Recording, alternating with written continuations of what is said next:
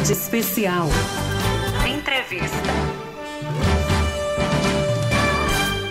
O isolamento social tem gerado muitas dívidas, isso é fato.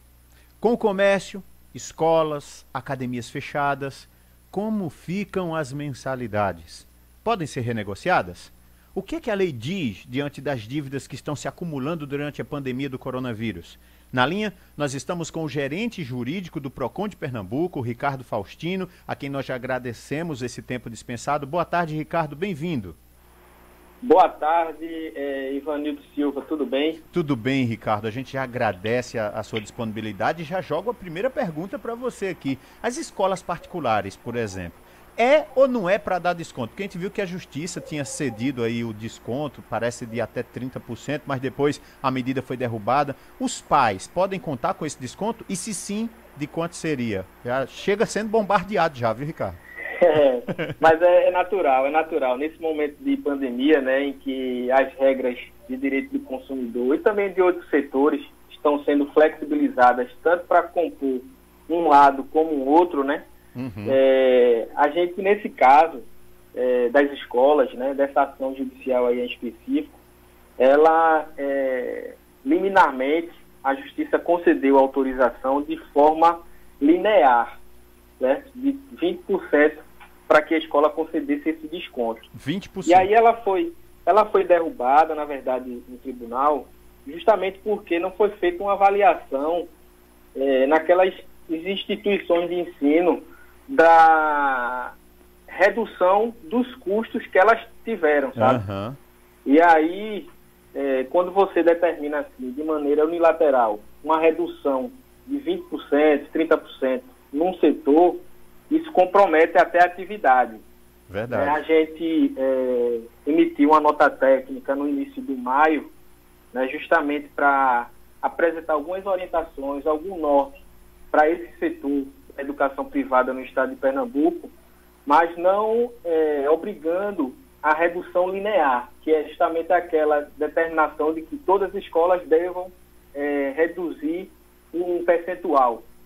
Né? A orientação nossa é justamente de que cada escola faça a sua análise, né, apresente ao consumidor uma proposta de revisão dos valores das mensalidades, né, através de uma planilha de redução de custos.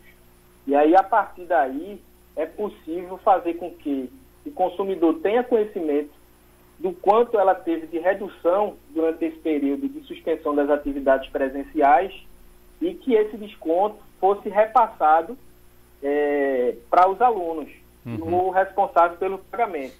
Ou seja, nosso critério é uma linearidade por escola. Cada escola vai identificar o quanto foi reduzido, né, dos custos pela ausência de prestação de serviço de forma presencial e aí, dessa forma, repassar para aqueles alunos. Justamente para fazer com que aquele contrato viesse a não ser desproporcional para o consumidor, né, já em razão da alteração da forma de prestação de serviço. E a gente vê aí que muitas escolas, inclusive, estão tendo dificuldade, porque principalmente a gente está acompanhando algumas realidades da educação infantil, que são as crianças abaixo de 5 anos, que está havendo uma desistência, inclusive. Alguns dos pais estão encerrando os contratos, tirando as crianças. Então, vale a pena também uma negociação da própria escola, lançar propostas para não perder esses alunos totalmente, né, Ricardo? Exatamente, né? A nossa orientação é justamente essa, né? A abertura do diálogo entre consumidor e fornecedor, né? Muito Todo bom. mundo sabe que nós estamos vivendo num momento excepcional, né? E é imprescindível, nesse momento, a abertura por parte da escola, né? Ou da faculdade, do curso profissionalizante, né? Daqueles cursinhos, desse canal de diálogo e de negociação, porque muitos pais perderam a renda, ou reduziram a renda, né?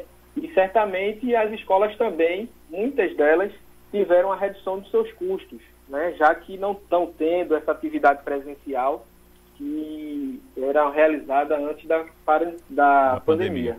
Sobre condomínio, Ricardo, a taxa, por exemplo, taxa de multa ou juros para atrasos dentro do período de pandemia, pode ou não pode? Porque às vezes diz assim, olha, não paguei o condomínio, aí já vem lá a multa, já vem os juros nesse período, porque está todo mundo segurando a renda, o meu ouvinte mesmo na pesquisa que a gente está fazendo aqui, pelo menos os meus ouvintes são coordenados, são educados, né? Estão dizendo que não tem tido muita dívida não, mas a pessoa está deixando aí atrasar o condomínio, atrasar alguns boletos, algumas coisas. Os juros e as multas podem ser aplicadas nesse contexto? Pronto, nesse caso de condomínio, na verdade aí não há uma relação de consumo, é uma relação civil entre o morador e o condomínio, né? Mas assim, essas obrigações, elas não foram suspensas, especialmente da questão do condomínio, né? Elas devem ser mantidas, né? E a gente entra novamente naquela questão do entendimento, de conversar, de verificar quais possibilidades de negociação para poder o consumidor ou a parte interessada, né, dar continuidade a esses pagamentos. Com relação a juros e multas, né, de maneira geral, não houve nenhuma legislação, nenhuma determinação judicial que suspendesse pagamentos de juros e multas em relação a alguns contratos. Entendi. A gente sabe que tem alguns setores, por exemplo, das instituições financeiras, né, que o Banco Central autorizou alguns contratos, por exemplo, de financiamento de veículos e financiamento de imóveis, a prorrogação das parcelas. Mas os juros e multas, eles vão continuar sendo cobrados nessa prorrogação, e que não pode haver a cobrança de juros e multas diversos do que o consumidor já tivesse sido contratado com a empresa, entendeu? Entendi. E vamos agora para a questão de cartão de crédito, Ricardo. Você que pegou a conversa no meio do caminho, gente, nós estamos conversando com o gerente jurídico do PROCON de Pernambuco, o Ricardo Faustino, está tirando algumas dúvidas para a gente aqui. Na questão, Ricardo, do atraso no cartão de crédito, tem um projeto de lei na Câmara dos Deputados, e essa foi a notícia que nós abrimos o programa de hoje, que pretende derrubar a cobrança de juros e também a cobrança de multas nos cartões de créditos e também no cheque especial, desde que a dívida tenha sido nesse período da pandemia. Isso é um benefício, isso é um ganho para o consumidor, se isso acontecer? Com certeza, né? A gente espera que uma proposta dessa venha a ser aprovada, justamente porque muitos consumidores, né, como eu disse anteriormente, vêm escolhendo quais boletos pagar, né? É verdade. É uma rotina essa escolha, né? Porque muitas pessoas passaram a ganhar menos ou perderam a fonte de renda, né? O que comprometeu consideravelmente, né, o poder de pagamento dessas contas. E essa aprovação desse projeto, né, que vai vigorar durante esse período de quarentena, de pandemia, certamente vai ajudar bastante os consumidores em resolver esses problemas financeiros. Planos de saúde, essa é a bola da vez também, porque plano de saúde no meio de uma pandemia, tem alguma novidade? Sofreram algumas regras ou novas regras aí para os planos de saúde ou continua do mesmo jeito, Ricardo? Existiu alguma orientação da ANS, né, que é o órgão que regulamenta esse setor. Né, ela fechou um acordo, né, com alguns planos de saúde, com os planos de saúde, na verdade, para que não interrompam, né, o atendimento a pacientes que se tornaram inadimplentes durante esse período de pandemia, né, até o fim de junho. Tá? Então, aqueles consumidores que estão em tratamento, né, que se tornaram inadimplentes por algum motivo, né, eles não podem ter o tratamento, né, interrompido durante esse período. Então, com uma recomendação da ANS, e assim a gente não tem recebido denúncias nesse sentido durante esse período. Entendi. Aqui eu estou com uma pergunta, deixa eu ver se só identifico aqui, é a Marijane. A Marijane está dizendo assim, Vanildo, pergunte sobre as lojas, as pessoas que estão no SPC e no Serasa, como fazer nesse período agora de pandemia?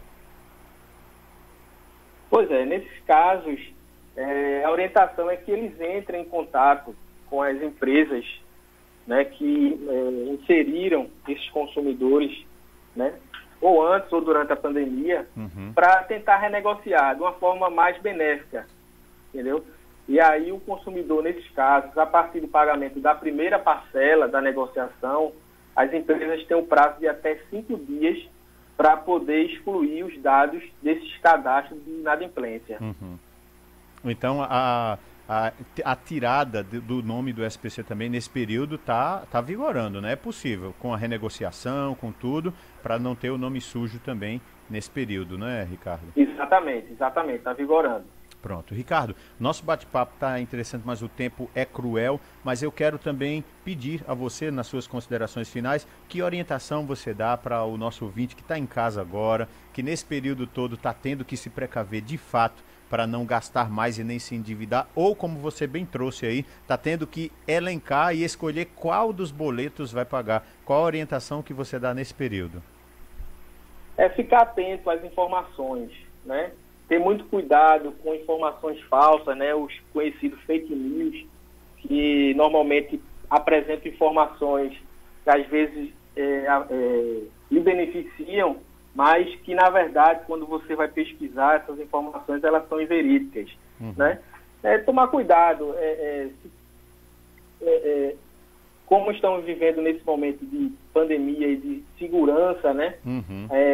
Se tiver que sair de casa, saia com as máscaras para se proteger, porque enquanto a gente promove esse tipo de conduta responsável, atendendo às determinações dos governos e do Ministério da Saúde, né, as nossas atividades corriqueiras retornarão de uma maneira mais breve.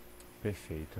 Muito obrigado pelo seu tempo hoje com a gente e a gente volta a se falar certamente, viu, Ricardo? Obrigado. Por nada, fiquem à vontade, né? O PROCON do Estado de Pernambuco e o governo também estão à disposição de vocês para prestar esclarecimento aos consumidores. Eu conversei com o gerente jurídico do PROCON do Estado, o Ricardo Faustino, que tirou algumas dúvidas nossas aqui nesse período de pandemia, nesse período onde a gente está vivendo esse isolamento social e que precisa tanto de informação para a gente não estar aí com o nome sujo e não estar cada vez mais endividado, não é?